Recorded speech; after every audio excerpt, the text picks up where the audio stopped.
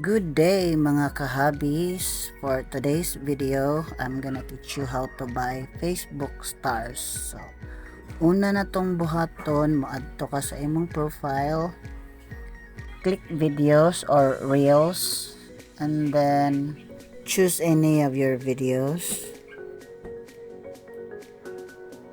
Adto ka sa comment section. Yan na kay makita nga star icon. Yung mo na siyang i-click. And then you will see from the upper right corner ana naigamay nga star. So imo na siyang i-click, then makita nimo ang amount sa mga Facebook stars, and mupili lang ka diha depende sa imong budget. So ang atong pilion kay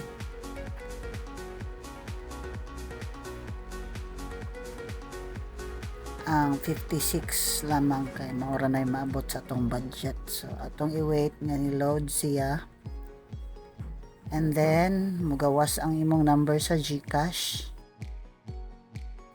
then press one tap buy, then wait for it to process, and payment successful. So naana ang atong gi-order nga Facebook stars. So naana pod tay mahatag nga gift sa atong mga fellow content creators nga haron pod sila maka-feel sa atong pag-appreciate sa ilahang contents. At the same time, ma-motivate sila nga mohimo pa og daghan pang mga videos kay maka-earn man sila out of those Facebook stars. So that's all, and thanks for watching.